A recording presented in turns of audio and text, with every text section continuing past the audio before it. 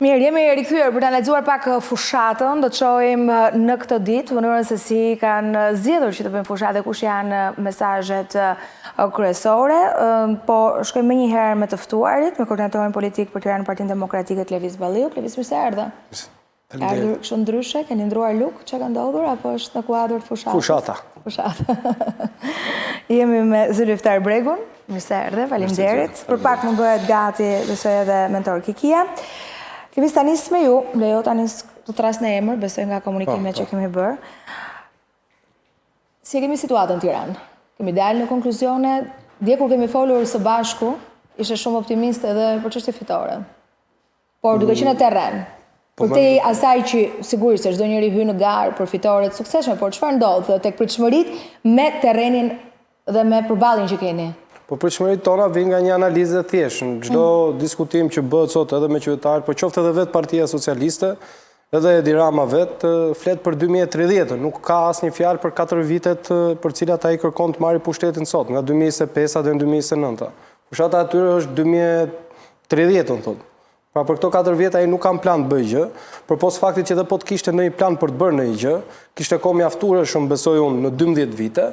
Për më tepër që ai në këto 12 vite ka pasur më shumë pushtet se çdo qeveri tjetër. Atij u dha mundësia për shkak se si shkuan situatat edhe për të patur gjithë pushtetin lokal dhe gjithçka tjetër. Dhe në 12 vite kush është rezultati? Sot s'kemi ilaçet e onkologjiku, po vdesin shqiptarët sepse s'ka ilaçe. Sot tek onkologjiku pediatris nuk ka ujë të ngrohtë për të larë fëmijët. Dhe ky flet që do integrojë Shqipërinë në Europë kur këtu s'ka ujë në spitale.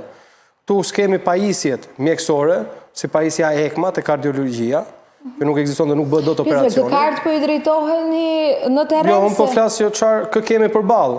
Nga ana tjetër kemi një Shqipëri sot, tani sapo vi nga njësia 14, ku infrastruktura është një katastrofë, ku s'ka kopshte, ku s'ka çerdhe, ku s'ka shkollë, dhe detyrohen ata të bëjnë pasaportizimin në për zona tjera të Tiranës, ndërkohë që jetojnë as tjetër. Tani duhet kuptoj, ju me këto shqetësime reale drejtoheni në fushat, se këtu shikojmë tjetër gjë, shikojmë Lasivitan, shikojmë vizion tjetër, të paktën në...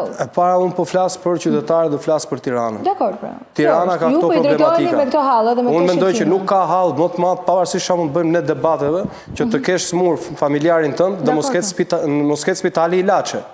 Këtu mbaron gjithçka. Kjo qeveri është kthyer në një qeveri vrasësish. Pse e them qeveri vrasësish? Sepse kjo qeveri e di fare mirë që nuk ka ilaçe. Dhe ju para 3-4 ditësh keni patur Edi Ramën, Manastri Lion, edhe këtë ministrën e shëndetësisë, tek onkologjiku që tregonin se sa bukur i kishin lyer muret, ndërkohë që atje s'ka ujë. Pra këta e bëjnë me vedije. Pse s'ka ujë? Ujë s'ka se kanë mbledhur paratë. Pse s'ka rrugë? Rrugë s'ka se kanë mbledhur paratë. Pse s'ka shkolla? Shkolla s'ka sepse kanë mbledhur paratë. Samir ka para për të bërë 4 milion euro një balkon te kryeministria? Ne përballemi me këto. Prandaj them, në 12 vite këto kanë bërë këtë. Ne kemi një program. Gjithë kjo situatë, Klevis, fitoren nga Tirana. Flasim nga Tirana. Kjo është njëra anë. Ana tjetër është që ne vime një program. Ne nuk vime lafe. Ne nuk vime lafe. Ne vime një program konkret për zgjidhur problemet që ka shkaktuar Edi Rama. Siç është, për biznesin e vogël, deri në 180.000 euro taks zero. Për biznesin e vogël, çmimi i energjisë shkon nga 27 lek kilovati në 6 lek kilovati. Për biznesin e vogël, taksat e bashkisë me ligj do t'i vihet kufirit tek thana që do të thotë do të jetë vetëm 1% e xhiros vjetore që mund të taksoj pushteti lokal, siç është rritja e rrogës minimale në 500 euro, rroga mesatare 1.200 euro, minimumi etik 200 euro. Ne vime një program konkret.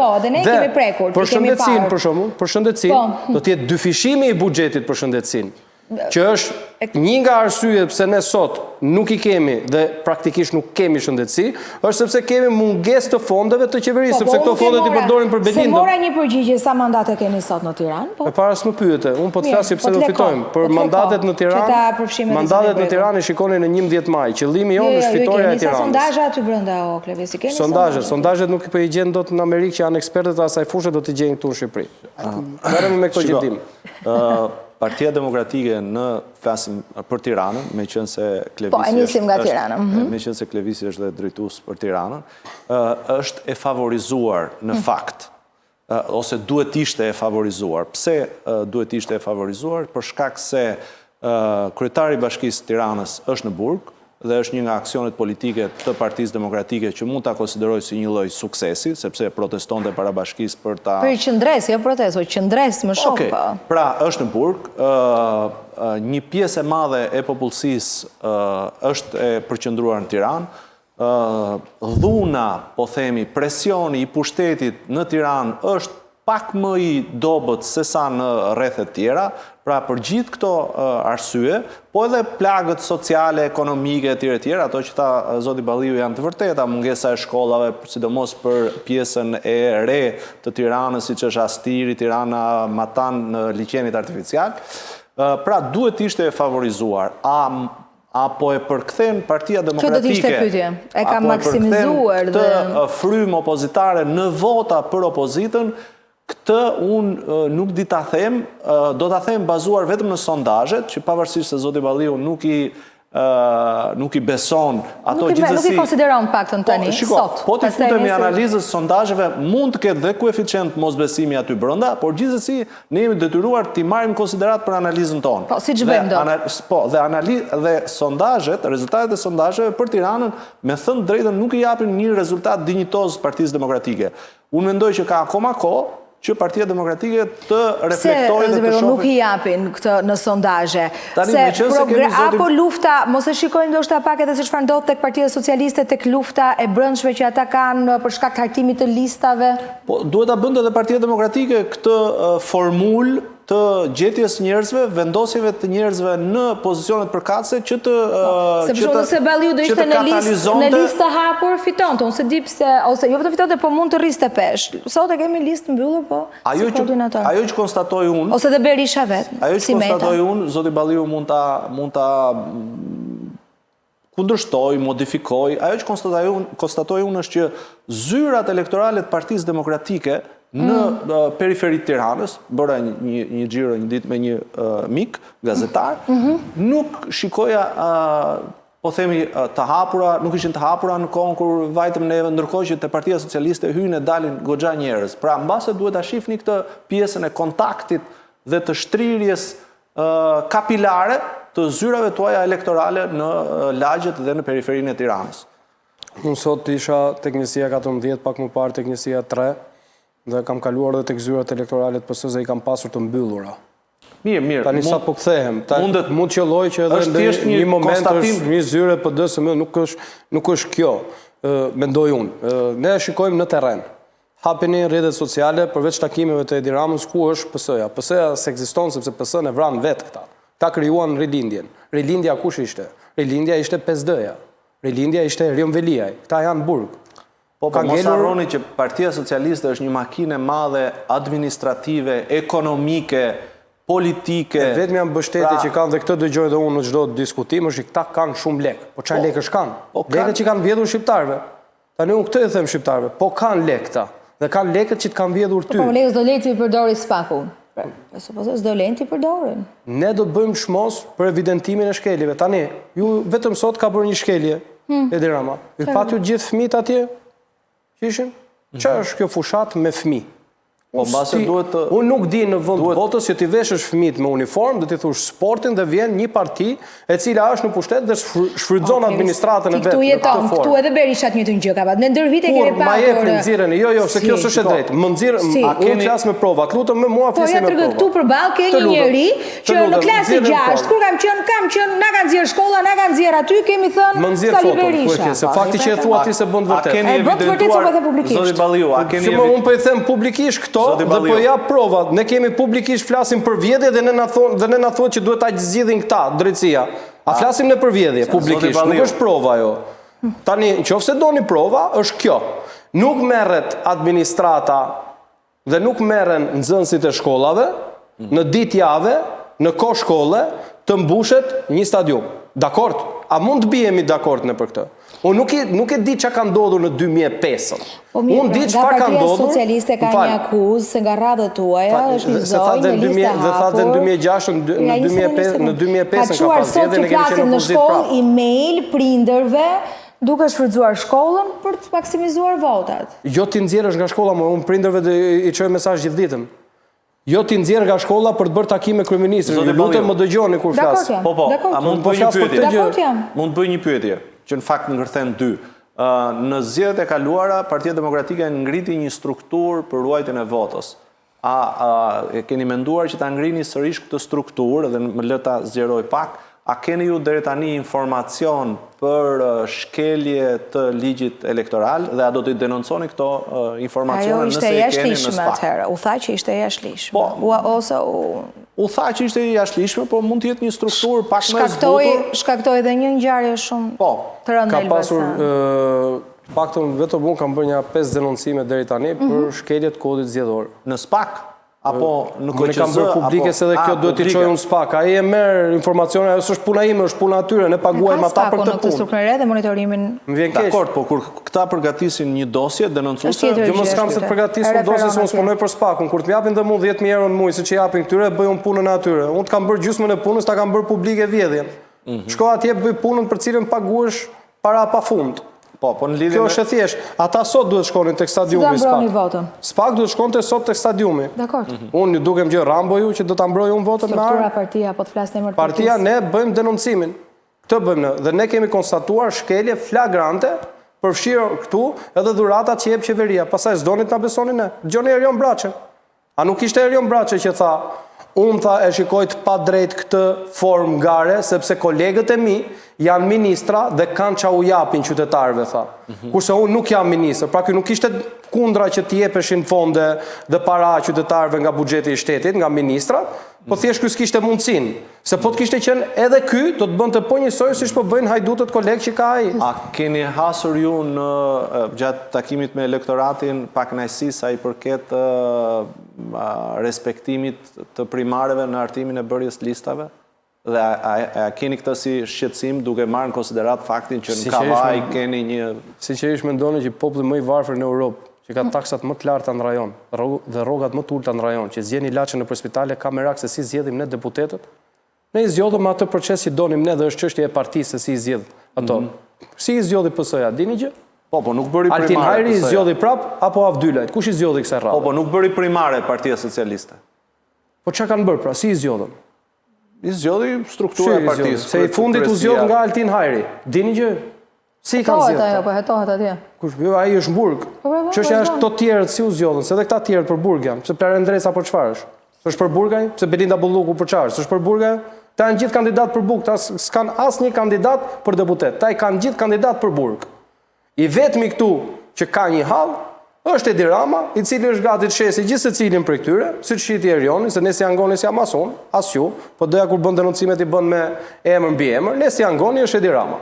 E çojnë në burg për të shpëtuar kokën e vet. Ai është gati të japi këtë do, mjafton të shpëtoj veten. Dhe e gjithë fushata e Edi Ramës ka të bëjë vetëm me këtë, prandaj ai flet për 2025-ën, për 2026-ën, për 2027-ën, për 2028-ën, për 2029-ën, ai flet për 2030-ën. Ai e ka të qëllimshme. Sepse ai është në një luftë për gjetur një korridor marrëveshje për të shpëtuar kokën e vet. Nuk ka dollar dhe euro që e shpëton atë. Krimet që i ka bërë këtij vendi, inkriminimin e institucioneve të shtetit, kriminalizimin e institucioneve të shtetit, vjedhjen masive të qytetarëve shqiptar, 8 miliardë euro buxheti dhe këto të rris dot pensionet, ndërkohë bën 40 milion euro një kilometër rrugë me Ballukun, ndërkohë bën 50 milion euro atë frak tunelin në Bogara. Problemi është që nga mënyra se si e artikuloni ju ligjërimin tuaj politik, duket sikur fushatën e keni të ndërtuar mbi sulmin ndaj kundërshtarit dhe jo mbi risit e fushatës tuaj. Kanë prezantuar të gjithë projektet. Duket normale kjo. Ajo duket normale kjo. Tu shqiptarë vdesin për ilaçe, këta jedhen tallava.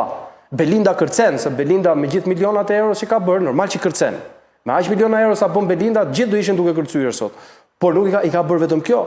E paci, këta kanë vetëm këtë, ne jemi rahat, 12 yje se kanë orën 12. Le kemi, 12 tot, ora, në rregull jemi. Dekord, këta, ju thotën veç që janë rehat. Puna është tani që ç'do bëjmë me këta, nëse janë rehat dhe kush është alternativa, dhe sa ju do përpiqeni ishte maksimizoni, Sa efektive është prezenca e La Civitas, dëshirash nga karrike, për pak sa e përmenda.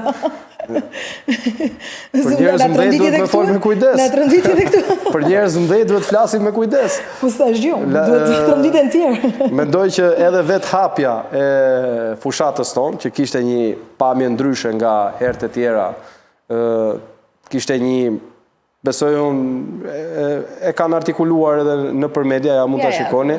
është një pamje ndryshe nga hapjet e tjera që kemi bërë ne, struktura është pak më ndryshe, sepse është një farë amerikanizimi i fushatës. Modeli, pa. Modeli është modeli Trump dhe është filozofia Trump, filozofia e djathtë, konservatore, e cila është në Shtetet e Bashkuara, po ngrihet fuqishëm në Europë, në Shqipëri e përfaqëson Partia Demokratike dhe ajo çfarë është e rëndësishme është që djathta në tërësi. Koalicioni, vetëm Partia Demokratike. Partia Demokratike e përfaqëson sepse aty kemi Partinë e Lirisë, kemi disa parti të ndryshme, por Partia Demokratike e Shqipërisë përfaqëson vlerat konservatore të së djathtës në Shqipëri, besoj kaq mund të bijem dakord. Dhe në këtë kontekst, ajo çfarë është shumë pozitive është që djathta në të gjithë botën ka nisur një bashkëpunim për të rrëzuar të majtën ekstreme progresiste që në Shqipëri përfaqësohet nga Edi Rama. Pra këtu flasim lëvizja woke, këtu flasim vjedhjen masive të korrupsionit, lidhjet me shpikjen e biznesmenëve, ndërkohë që janë të lidhur me botën e trafikut, se këtu sot në Shqipëri ju e dini fare mirë, thua biznesmen thonë, po biznesmen me çfarë? Kjo është pyetja që bëhet, në çdo tavolinë, sepse këtu është bërë njësh koncepti biznesmenit dhe trafikantit. Se këtu ndërton dhe një biznesmen që ka 30 vjet në ndërtim, po del edhe një 25 vjeçar që merr një 5 pallate me 6 muaj që e ka hapur kompaninë e ndërtimit dhe s'ka asnjë kamion aty, dhe pastaj merr një nën kontraktor, një tjetër kështu me radhë. Pra, kriminalizimi i tregut, kriminalizimi i shoqërisë, kriminalizimi i institucioneve që ka bërë qeveria aktuale, ka sjellur këtë gjendje alarmante. A keni ju sondazhe të partisë tuaj dhe deri në çkuat e nxjerrin këto sondazhe Partinë Demokratike për Tiranën? Kemi sinqert, nuk, dhe po të mvin nga Partia Demokratike, nuk kam se ta dëgjoj një sondazh, sepse unë sinqerisht nuk i besoj sondazheve. Unë nuk i kam besuar sondazheve. I beson intuitës tuaj? I besoj vetëm terrenit dhe kur takoj njerëzit. A mund na thoni një përqindje të përafërt se sa do shkojë Partia Demokratike për Tiranë? Po ja, mund të them për shkakun që na stir nëse dje kanë fituar do të humbin. Unë mund të them që tek njësia 3, e cila është njësia më e varfruar në Tiranë. Një nga njësit më të varfruara të Tiranës është njësia 3. Kë kap, më trego pak me zonë, kë kap njësia 3? Zonën e Xhamllikut, Xhamllikut, po, e kam. Dhe porcelani kam, porcelani ka po. Do më thënë, të gjitha... Zona është doktor Ilir Ali Mehmeti. Po, është një nga kandidatët, ati është Lili Sulaj, që të krasosh kandidatët tonë me hajdutët e këtyre. Nga Partia Socialiste, Klotilda Bushkën, apo kapoj? Imagjinoje pak, Ilir Ali Mehmeti dhe Klotilda Bushka ka 12 vjetë në parlament dhe do mbajt më... Nuk më dhatë një përgjigje të plot për Tiranë. Ja, duha të jakse përgjigjen. Vetëm bëjmë një krahasim. Lili Sulaj, pedagoge, Ilir Ali Mehmeti, doktor, dhe Klotilda Bushka është përballë tyre. Tani, Klotilda Bushka 12 vite do mbahet mend në jetën politike si gruaja që ndërhyri për shpëtuar fustanet e Ajolës. Apo jo? Këtë ka bërë ajo në parlament. Ajo s'është marrë me 103, që është zona më e varfër. Çka ka thënë për 103? Merrni gjithë secilin prej këtyre. Çfarë do thotë Taren Dreca në te njësia 14? Çfarë ka bërë ai që të ketë një kopësh një shkollë apo një qerë 10 vjet bashkinë, 12 vjet qeverinë. 12 vjet bashkinë dhe 12 vjet qeverinë. Çka kanë bërë këta? Ku janë këta? Dhe me çfarë do i shkojnë? Dhe kush do i votojë këta? Këta e di kush i voton? Ata që kanë plan të vjedhin bashkë me këta. Vetëm ata mund t'i votojnë, vetëm ata mund t'i mbështesin. Prandaj unë shikoj zero tolerancë ndaj çdo kujt sot i cili përqafon një program për të vjedhur shqiptarët. Sa i stot asnjë fjalë, asnjë gërm se çfarë do të bëjmë. Po sa mund të shkojë Partia Demokratike? Sa synoni, sa aspironi?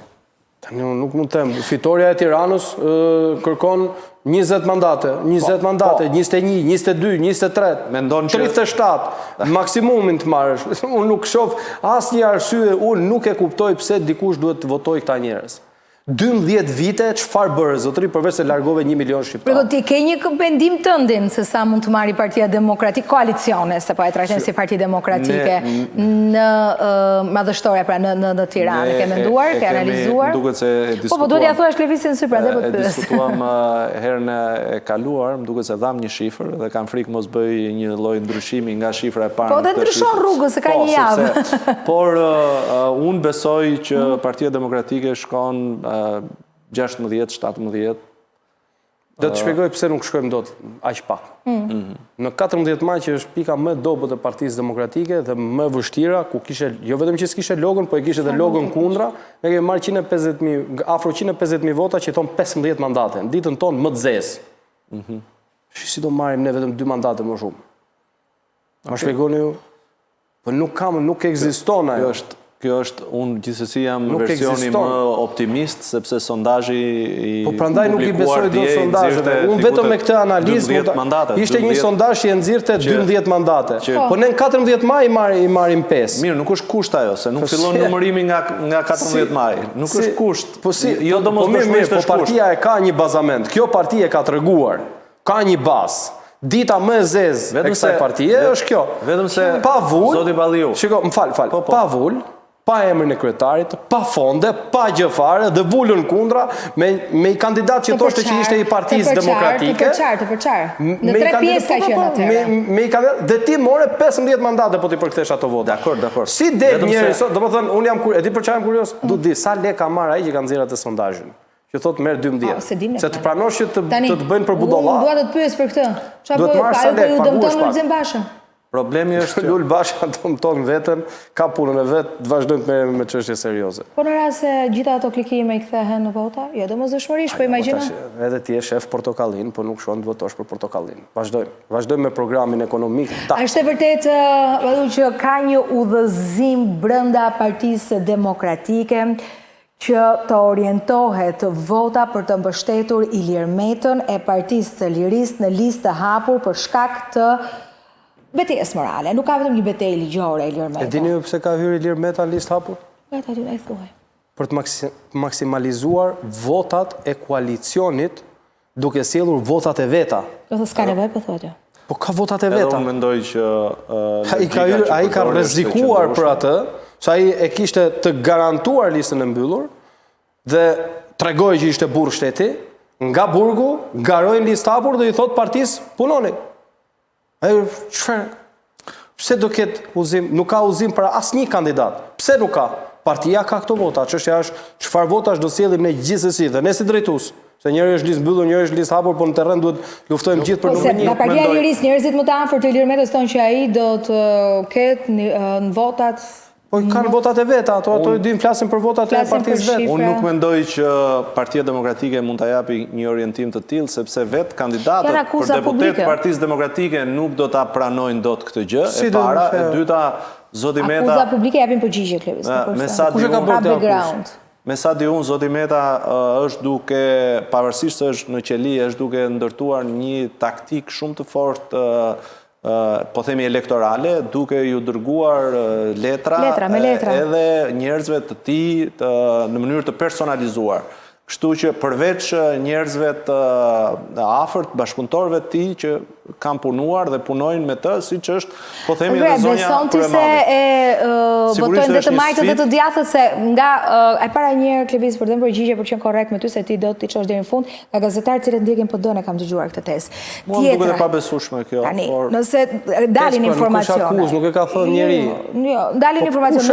Ne do të besojmë këtë që ju thoni. Sa kohë del, mua më duhet të të pyes ti je këtu dhe kam dëgjuar që TMCN-ja duan të bëjnë një vrasje. Hajde të bëjmë një emision tani që një politikan ka thënë që TMCN-ja duan të bëjnë vrasje. Dhe unë të them që kjo është e vërtetë, jam nga MCN-ja dhe mbyllet këtu. Kjo pra është logjika. Prandaj të thash, mua këto që ju dalin si zëra më duhet, përderisa edhe jeni në fushat duhet t'ua bëj. Nderuar, a mund tash të themi 2 gjëra për shkak për pjesën e më fal, po okay, më fal, ndjes. Të lutem, do rikthehem.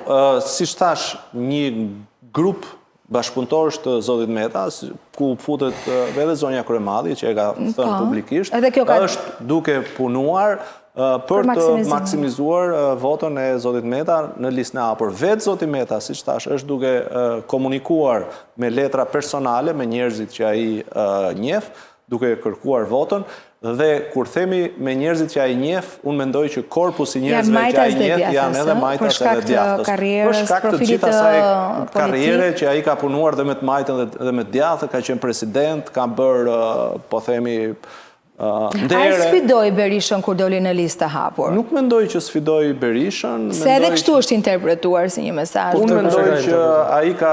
Po këtë kush e ka interpretuar? Unë mendoj që zoti Meta ka dashur... A jeton këtu ti në Tirana? Shkam gjua asnjë ato interpretive, me të drejtën. Unë mendoj që gjithë kolegët me Unë mendoj që zoti Meta ka dashur ti thot Partisë Demokratike, por edhe bashkëpunëtorëve të vet, që unë nuk dua asgjë të dhuruar, pavarësisht se jam në këto rrethana ekstreme, izolimi. Ka bërë një bast me veten, sigurisht zoti Meta është politikan, dikush e ka quajtur politikan race, është politikan që luan me bastin, do më thënë luan me... E prishme ishte në opinionin publik, edhe si veprim. Kështu që nuk mendoj që është një sfidë për zotin Berisha, i besoj asaj që thot zoti Balliu që në këtë mënyrë ai çon një shport votash koalicionit Partisë Demokratike, sepse i çon edhe ato vota që i ka personale, nuk mendoj që është një sfidë. Edhe pse kemi një parti socialiste që ka një betejë të brendshme me emra të cilët luftojnë për karrigen, për fytyrën e tyre, për kontributin e tyre, dhe si pasojë strategjisë që ndoi që Rama duke futur në listë të sigurt ata që ai mendonte se duhet jenë dhe për të rifreskuar, ndërkohë la emra të fort jashtë. Edhe në këtë kushte e shikon favorit Ilir Metën, në kuptimin se kemi dhe këtë shpërndarjen e votave. Partia Demokratike vetë ka njerëz në listë hapur që do të marrin votat e tyre, siç përmendi vetë edhe Balliu, emra që mund dalin dhe që pritet. Ne përmend Ali Mehmetin, po mund të ketë të tjerë. Keni Moçollarin, keni Tabakun, keni Lili Sulajn, keni Jonathan Panon, që janë njerëz të gjithë të cilët janë edhe të ri dhe prodhojnë vot. Keni Ilda Zhulalin që ka vot, që ka mbështetje. Kjo është për background. Edhe në Partinë Socialiste ka emra politikanësh që tani janë po këtu në Tiranë. Keni zotin Arjan Hoxha, keni zotin Petri Doda, keni pafund. Kemi të bëjmë me një garë të fortë. Në qoftë se Partia Demokratike rri në kuotat që e nxjerr sondazhi aktual, është i kot diskutimi se kush nga lista e hapur do të futet, sepse futen vetëm ata që janë listë mbyllur. Pra këtu diskutimi merr fund. Në qoftë se Partia Demokratike do të arrisë përqindjen e fitimit të votave, prandaj atë pastaj ne mund të shkojmë nëse do të futet zoti Meta, zoti Ali Mehmeti, zonja, më falë, e nderuar Tabaku, më falë. Jo, nuk kujti referohet. Apo personat që, jo, po, ajo është një favorite, apo personat që përmendi zoti Balliu. Unë nuk di se kush mund të jetë favorit, por fakti që ka shumë kandidat të fuqishëm në listën e hapur të Partisë Demokratike, qoftë zonja Dhurata Çupi, qoftë zonja Zhulali, Lisandër Hoxha, Akil Kraja, keni pafundësisht ti përmend si emra se i ke kolegë, po ne shojmë aktor të ri në politik, por edhe njerëz të cilët kanë kohë që janë në politikë. Strategjia që ka përdorur zoti Rama për të bërë listën është shumë më e mirë në fakt në raport me listën që ka bërë Partia Demokratike, sepse ka lënë në listën e hapur njerëz të fuqishëm administrativisht, politikisht dhe ekonomikisht. Të cilët për shembull? Po, ministri brendshëm. 1, Erion Braçe, 2. Ministri brendshëm ka një infrastrukturë të madhe. Fatmir Xhafaj, Ornaldo Rakipi, Gjemal Qefalia, se harruam, Irina Gjylametin. Po them, kush janë që janë fuqi, po themi elektorale. Ke 3 ministra. Dakor. Blendi Ka Gonxha. vënë ministrat, pse i ka vënë ministrat? Sepse kanë fuqi administrative, politike, do përdorin ministrinë e tyre për të marrë vota. Kjo është shkelje e ligjeve elektorale dhe kaq. Kjo është shkelje ligjore. Kjo është limiti i shkeljes, se çdo me thënë do të përdori. Një ministër të përdori administratën e vet me urdhër, që të bëjnë fushat? Nuk tham që do ta përdori me urdhër, por duke qenë ministër, sigurisht që ka fuqi ndikuese. Po, tani jemi të sinqert me njëri tjetrin. U tha që janë fuqishëm se kanë ministrit. Do përdorin fuqin dhe pushtetin e ministrisë për të marrë vota. Kjo është shkelje. Të qenurit ministër i jep atij disa benefite. Qa benefite shqip? Po, ai jep... Ka administrat me vetë. Po, Po pra, jo shkelje, se nuk duhet ta përdori Po administratën. nuk është e thënë që ai e urdhëron administratën. Gjithsesi, për mua benefitet e pushtetit. I nderuar, për mua ka pak rëndësi çfarë bëjnë këta dhe kë kandidojnë këta. Këta janë po të njëjtët që në 12 vite kanë vjedhur shqiptarët, kanë shkatruar ekonominë e vendit, kanë inkriminuar institucionet e shtetit. Ne vim sot me një program konkret dhe do t'ju kërkoja 5 minuta të kthehemi pak tek alternativa. Kam reklama të domosdoshme në këtë momente? Atëherë shkoj, i jap shkurt edhe rikthehem që mos ta ndërpres deballion pastaj. Rikthehem. A ka një luftë të brendshme në listat e hapura, ka krijuar një lloj konflikti ose le të themi betejë se kush do në fund ditës punon për karrierën e vet, punon për profilin e vet politik. Tek Partia Demokratike. Unë që t'jemi sinqert do ta filloj aty ku e lash shpar. Dhe jo këtu. Përgjigj kësaj dhe shko aty. Luftë nuk ka. Tani. Janë të qetë të gjithë, i hynin në për zona një tjetër, për shembull Rama e kishte këtë shqetësim se tha. Ato janë gjithë kandidat qarku dhe është në drejtën çdo kandidat garoj. Ju keni mbështetje preferenciale. Dhe të gjithë kanë një mbështetje preferenciale, ajo mbetet për gjithë secilin nga ne, si t'japi votën kujt të dojë. Është e vërtet që ju do të nxirrni një nga të rinjt në parlament? Po më pëlqen kjo pyetje, pse është e bukur. Mu më pëlqen më shumë pjesa e programit. Të rinj në parlament u shpresoj të dalin sa më shumë të ri, sa më shumë profesionistë të fushave ndryshme, por njerëzit sot dhe beteja sot nuk është për të nxjerrë një kandidat, se njerëzve nuk i hyn punë fare nëse është klevisi deputet apo nuk është klevisi deputet. Njerëzit duan din, për shembull, për pensionistët. Do të vazhdojnë këto pensione. Se për shembull, ju kanë thënë që keni po të mirat figura këtë votojmë ne. Ndoshta ju ndryshoni diçka me listat e hapura. Do vazhdojmë me këto pensione që kemi, ç'to mendoj, që janë qesharake. Nuk na pyet njeri ne po kush është në listë hapur apo në listë mbyllur. Neve na pyesin. Ç'a do bëni me pensionet? Çfarë do bëni ty ai? Shumë që qenë kastiri gjithë jetën tatë atje. Çfarë do bëni me pensionet, pyesin. A do vazhdoj pensioni 120.000 lekë? Do vazhdojnë këto pensione qesharake? Që s'blen dot asnjë aspirin? Që sa do të buk? Jo, nuk do të vazhdoj. Këto i keni shumë bukura, po për shembull, a mund të ta marrë pak se unë vi për shpalosur programin për izvërtetës. Ti e mban fjalën. Nga ju mund të ketë një që se mbajnë fjalën. Ky programi që ti e ke me shumë merak, duhet domosdoshmërisht të ketë një klevis, një ky programi duhet të ketë qeverinë e Partisë Demokratike. Besuar. Ky programi duhet të ketë qeverinë e Njerëz të besuar, që premtojnë, jo që s'kan mbajtur premtimet. Nëse ti do të flasësh për këtë, vazhdo fol ti për këtë çështje. Unë po të them. Ky programi ka nevojë për qeverinë e Partisë Demokratike. Dhe ky program ka këto pika. Për sa i përket pensionistëve, të kesh sot këto pensione në Shqipëri është pa justifikueshme, sepse është gjithë buxheti i nevojshëm.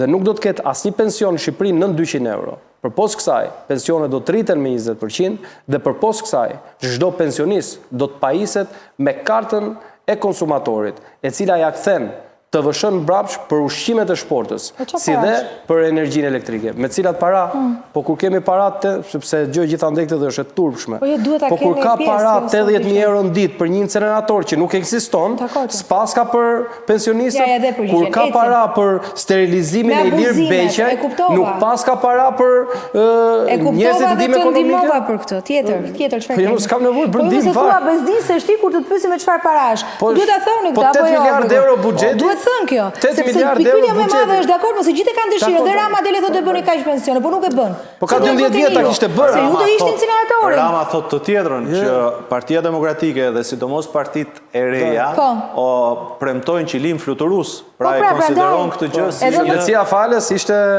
toksor, jo fluturues. Tani, ajo çfarë besoj unë ka dhe një dhe karta e konservatorit, një sekond, dhe karta e konsumatorit.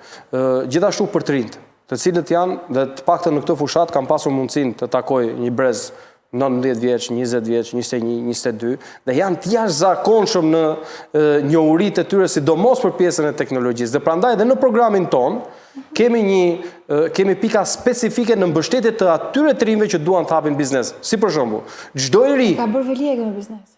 Velia e ka bërë vetëm vjedhje. Kështu që të lutem mos përmenim emrat e njerëzve që shumë shpejt do të barazohen me emrin e Hitlerit. Aq ligësi ka bërë ai këtij vendi dhe këtij qyteti, sa mund t'ja barazosh emrin me Hitlerin. Është një nga njerëzit dhe arsyet themelore pse sot është rritur autizmi, që pse është ndotja, është pikërisht vjedhjet dhe pse sot është e gjithë Tirana e mbushur dhe kemi rritje katastrofike në përqindje të smundjeve të kancerit. Ai është një nga arsyet me beton betonizimin e vetë që i ka bërë Tiranë, që mos ta përmendim fare, dhe të shkojmë tek zgjidhja e probleme që kanë shkaktuar këto.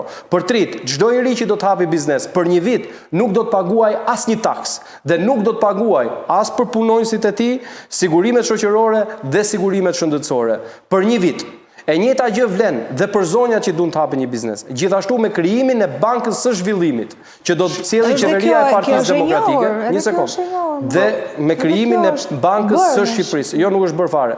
Me krijimin e bankës së zhvillimit, që do të bëjë qeveria e Partisë Demokratike, do të ketë fonde të veçanta vetëm për investitor nën moshën 25 vjeç nga startupet dhe për çdo fiskalitet dhe për çdo lehtësim tjetër fiskal. Në këtë kontekst. Është gati e njëjtë, po ja të ndërhyjë dhe të fiprak.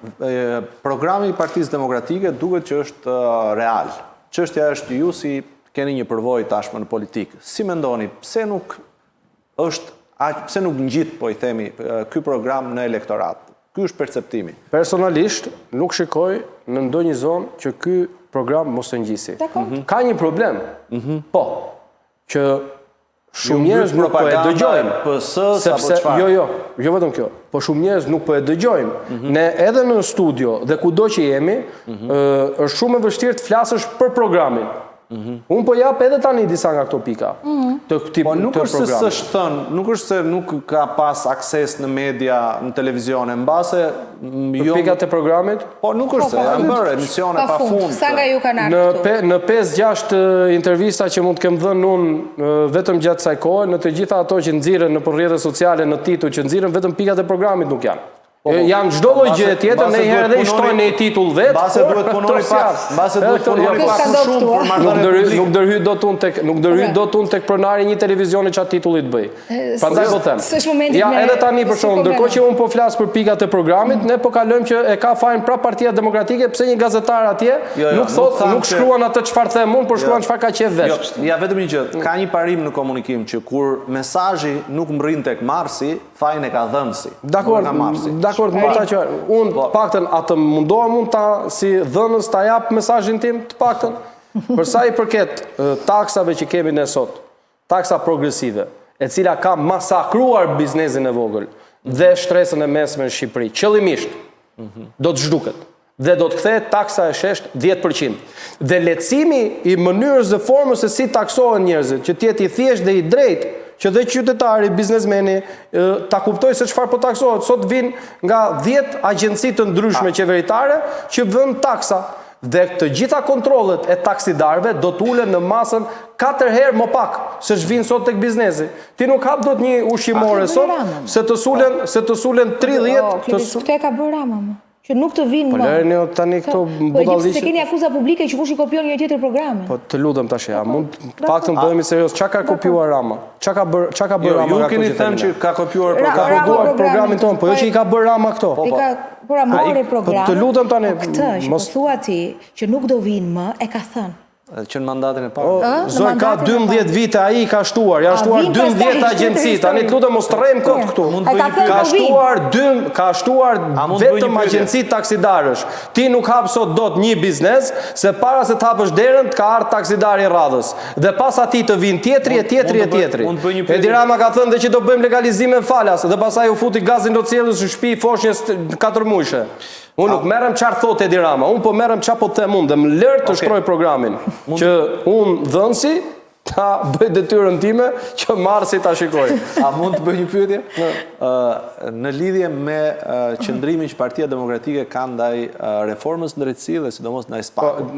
Ju personalisht ose politikisht bini dakord me një lloj ashpërsie që ka zoti Berisha ndaj reformës në drejtësi dhe ndaj SPAK-ut në veçanti? Sa të mbaroj pikat e programit do dalë. Mirë, dakor. Do t'i mbaroj këto pika, se ka pak nëzirë. Paketa e dëmshurisë që kemi ne. Vetë kuptueshme, po. Po, paketa e dëmshurisë, jo janë të kuptueshme, vetëm duhet të leni që t'i them. Duhen teknike. Po, vetëm duhet të leni që t'i them. Nuk është as s'ka paketa, hajde. Paketa e dëmshurisë, e cila përfshin rritjen e rrogave, minimumin jetik, dhe për rritje rroga flasim që rroga minimale të jetë 500 euro dhe rroga mesatare do të jetë 1200 euro. Kjo është një paketë si dhe ulja e çmimit të energjisë për çdo shqiptar nga 24 lekë kilowati në 7 lekë kilowati dhe pensioni 200 euro bëhen në 100 ditët e para të qeverisë së Partisë Demokratike. Kjo është paketë e dëmshurisë dhe është njëkohësisht një emergjencë kombëtare. Për sa i përket ilaçeve, që është një tmerr. Ne kemi pasur një ligj këtu se nuk është bërë pa dashje, është bërë me dashje nga kjo qeveri. Ka qenë një ligj që nuk lejonte ilaçet as në spitale dhe as kund tjetër në Shqipëri që të paktën nuk ishin të pranuara në 2 vende të tjera të Europës. Atë ligj e zhbëri Edi Rama. Këtë ligj ne do ta kthejmë. Dhe nuk ka diskutim, nuk mjekohen shqiptarët më me ilaçet e Bangladeshit Edi Ramës. E kuptoj. Thënë ndryshe që ne do të kemi barna që përdor Bashkimi Evropian, ilaçet që paketa e shëndetit. Kjo është pjesë e paketës shëndetësisë, si dhe ndërtimin e fakultetit të dytë të mjekësisë. Kemi mungesë të theksuar të mjekëve dhe të infermierëve se i largoi ky. Ju kujtohet ju propaganda. Pra ju do prodhoni më shumë mjekë dhe infermierë për në Gjermani. Jo për në Gjermani, më zëri, prodhojmë për këtu, sepse rrisim buxhetin, u rrisim rrogën, u rrisim standardet, e din çka kushtesh punojnë doktorët tonë, dhe ky sulmon doktorët. Nuk sulmon faktin që s'çon mjete, nuk çon pajisje atje, që nuk çon buxhet atje, që nuk çon para për shtretrit atje, po sulmon mjekët. Çfarë fajt kanë mjekët ty kur ti nuk çon lekët atje? Dhe lekët i fut në xhep i lirë Beqja dhe kjo Manastri Liu që është një kriminale në vete. Me krimet që ka bërë në shëndetësi, dash me check-upin, dash me laboratorin, dash me çfarë doni ju. Kto i kanë bërë këto krime? Kto vinë sot dhe t'japin mend se si do e bëjnë Shqipërinë? E pam çfarë bën Shqipëria këta. Këta do të çojnë burg spaku që ju do ta shkrini në datën 12 maj. Ne nuk shkrim gjë, ne ndërtojmë. Dhe ndërtimi i institucioneve drejtësisë duhet të jetë jo misioni i Partisë Demokratike, po misioni i gjithëve ne. Juve ju duket normale që Belinda Balluku është akoma e lirë? Është normale kjo? Pra ju do ngrini një spak të ri. Ne paguajmë Belinda Ballukun dhe me taksat pafundme, siç është Tigri 1 dhe Tigri 3, 80.000 euro në ditë, është incineratori ai, dhe ato s'ndizën kurrë.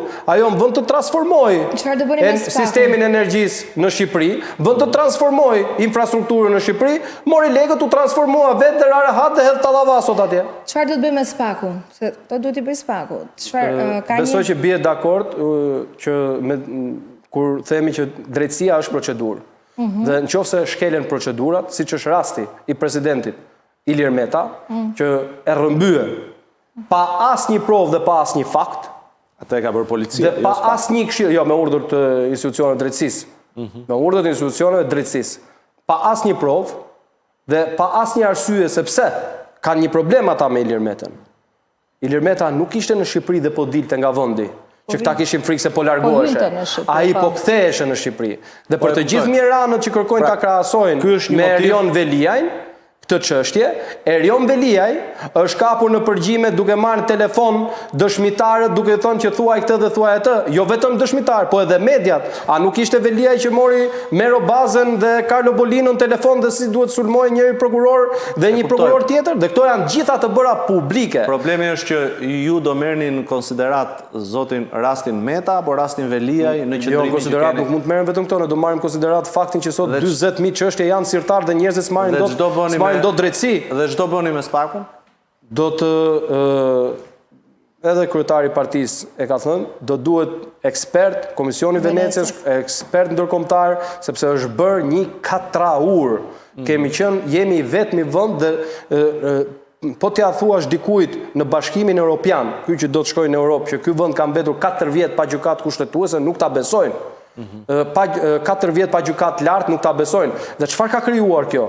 Do t'ju jap 2 statistika. Janë funksionale. Do t'ju jap 2 statistika. Për pos faktit që sot 40.000 dosje flenë dhe shqiptarës marrin dot drejtësi për pensionet. A e dini që kanë shkuar në gjyq për pensionet, ai ka ndruar jetë sot dhe gjykata i kthen përgjigje thotë nuk ta jap pensionin se ka ndruar jetë. Sa vite duhet presin njëri? Po për pronën, po për shtëpinë që ja ka shëmbur ky se do bënte pallat e Erion Veliaj. 20.000 dosje flenë sirtar. Çfarë drejtësi është kjo? S'ka drejtësi.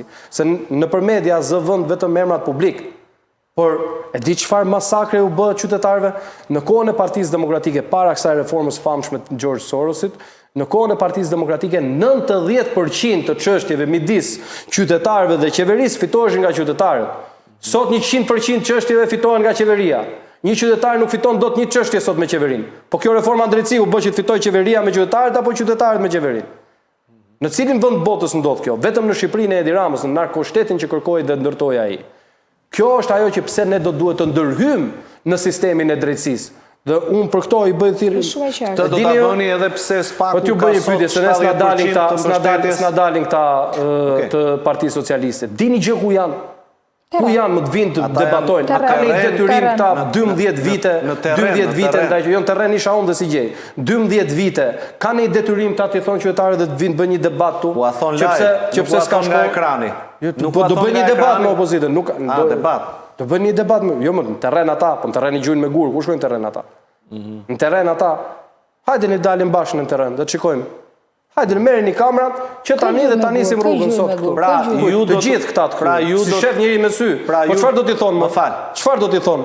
Si do t'ja shpjegojnë ati që s'kam shkollë për fëmin tatë dhe kokës dhe qerë dhe për fëmin tatë? Zoti Balliu, pra ju do të bani një qëndrim pak të ashpër ndaj Spakut, edhe pse 70% e shqiptarve kanë besim tek Spaku. A nuk mendoni që kjo ju shkakton një problem elektoral? Jo, nuk shkakton, prapë se ajo që dhe ajo shifër që nxjerr ti është prapë nga sondazhet. Nga sondazhet, po. Kemi probleme me sondazhet. Problemi është që ju nuk sondazhet kemi probleme më dhaja, e para, e dyta. Nuk më thatë. Unë mbështes çdo punë të çdo prokurori, dhe të një prokurori që s'më pëlqen mua. Dhe unë e garantoj çdo prokuror, në Spak apo jashtë Spakut, që me Partinë Demokratike, çdo prokuror në Shqipëri do e ketë qeverinë në krah për ta mbrojtur kur heton korrupsionin dhe kur heton krimin. Këtë i garantoj unë drejtësisë. Ne jemi për të mbështetur drejtësinë, po për të bërë zhurmë me drejtësinë dhe ta bërë drejtësi politike, ai është krim ndaj njerëzimit. Ata të cilët thonë që kjo drejtësi ka arrestuar të majtas dhe ka arrestuar këtë atë, Enver Hoxha i pushkaton të vetët. Çdo regjim ka arrestuar ministra. Nuk është ai standardi. Standardi është a ka sot drejtësi për qytetarët? Një njeri që ja vjedh tokën shteti e merr dot? Një njeri që sot nuk ka paguar drita sepse s'ka pasur drita, i merr dot, i rimbursohen parat? Një njeri që sot nuk merr pensionin që i takon, i rimbursohen parat nga gjykatat, apo duhet presi 10 vjet të ndrojë jetë të vi gjykata dhe të thotë që po ka ndruar jetë tani dhe nuk ta japim? Kjo është drejtësia që unë mendoj që ne duhet të fokusohemi. Thënë të gjitha këto, që ta mbyllim klipës. Që ta mbyllim, thënë të gjitha këto, unë kam vetëm një thirrje për qytetarët. Lexoni programin, lëreni tallavan. Ata kërcejnë se e kanë Terezi, leket ja kanë vjedhë qytetarëve. Sot ka ardhur koha, ky vend ka probleme serioze dhe kanë nevojë për njerëz serioz. Njeri serioz është Sali Berisha, parti serioze është Partia Demokratike, kurse tallavat dhe karagjozët, trafikantët nga Edi Rama, te Balluku e të gjithë shpura tjetër, atyre duhet t'u japim përgjigjen me 11 maj duke votuar njëshin. Faleminderit. Faleminderit, është në ndoqët nesër shemi, zakonisht në 10.